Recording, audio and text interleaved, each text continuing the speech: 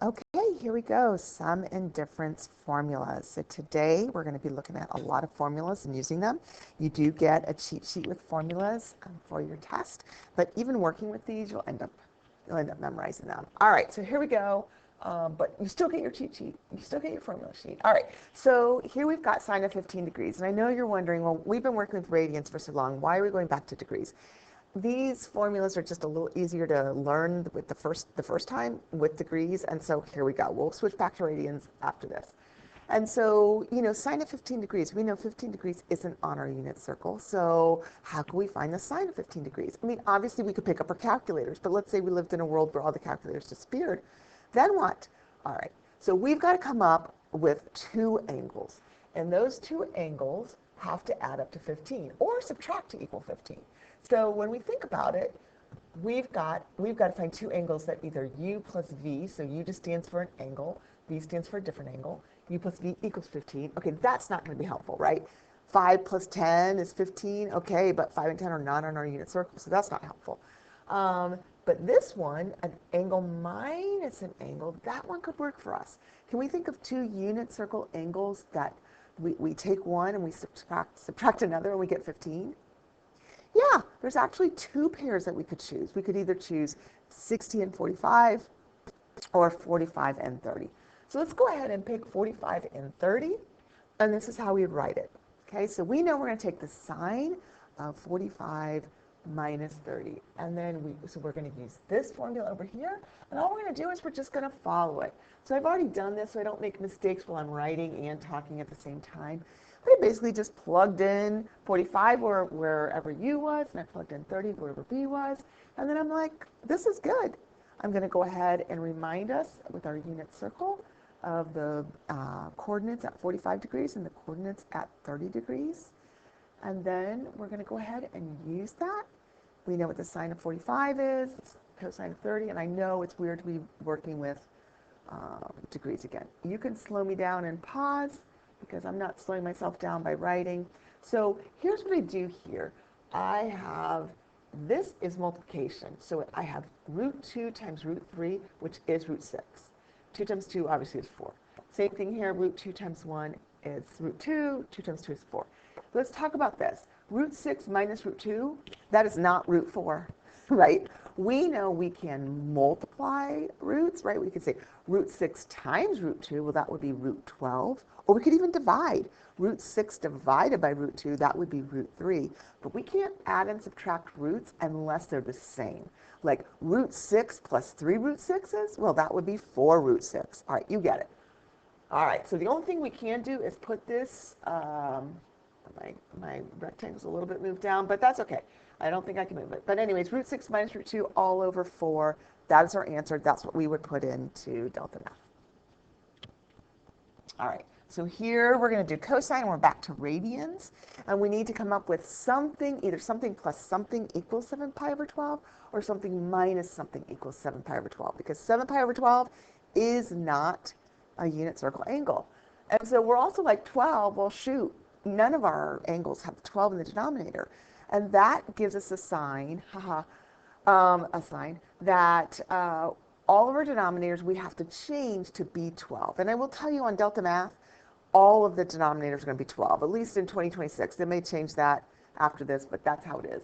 And so what we're going to do is I'm going to show you a unit circle where I took the time to change them. Instead of pi over 6, I said it's going to be 2 pi over 12. Now, if we simplify 2 pi over 12, right, we get pi over 6. How did I get 2 pi over 12?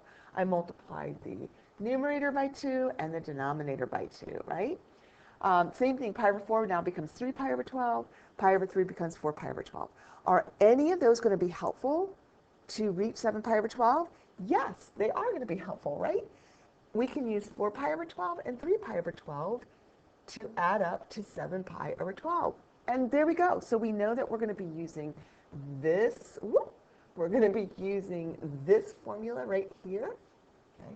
But before we use it, we're going to go back into simplified terms. We are not going to use 4 pi over 12. That's just going to look crazy. So we're going to go ahead and simplify it back because we know pi over 3, we know pi over 4. We don't want to keep taxing our brains working with 3 pi over 12. All right, so I'm going to go ahead, and if you want to pause during this, because I've already done the work, you can pause during it. But I'm going to go ahead and just use the formula. And then I'm going to, I already know, right, what cosine of pi over 3 is. It's 1/2 cosine of pi over 4, root 2 over 2, et cetera, et cetera. And then I'm going to do the same thing I did last time. I'm going to be multiplying and combining the two fractions to be in one. So pause that if you need a little bit more time to write that down and understand it. Okay, so the hardest part of this is coming up with what are we going to use when, let's say they give us something like 13 pi over 12. We're like, okay, what are we going to use? So what I've done is I've taken the time to make the unit circle. And if you want to pause and copy this, you can, or you can make your own. I've taken all of our unit circle spokes from 0 to 2 pi, and I've rewritten them as with 12 in the denominator. I know my writing's messy, but hopefully you can see that. All right, how are we going to get 13? We could do 9 pi, 9 pi over 12 and 4 pi over 12, right? We could do, is there any other combination that could give us 13? We could do 10 pi over 12 and 3 pi over 12, right? So we can see that there's going to be some options here. Once we have everything done like that, a pi over 12, that's going to be a subtraction, right?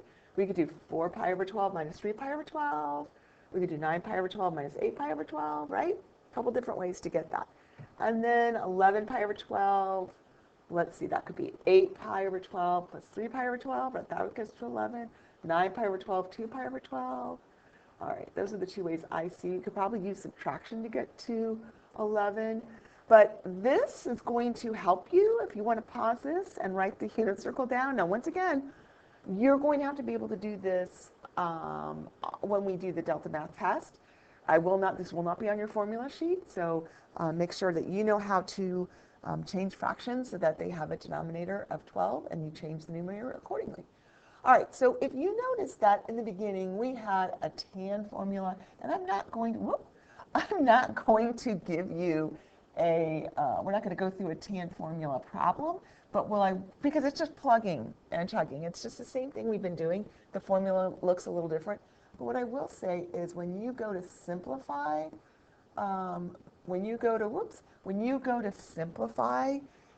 these answers, so here, right here, this part that we see here, this is an unsimplified version of just using the formula.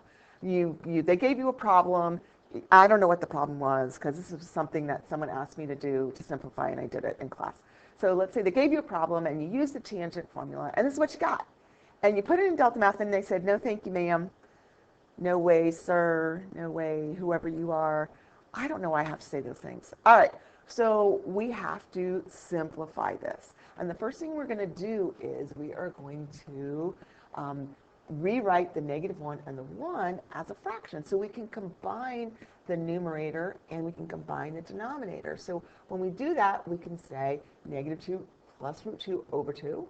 And then the denominator, 2 plus root 2 over 2. And we have been working with fractions within fractions for long enough now that we know that the bottom of the top and the bottom of the bottom, those two can cancel out if they're the same.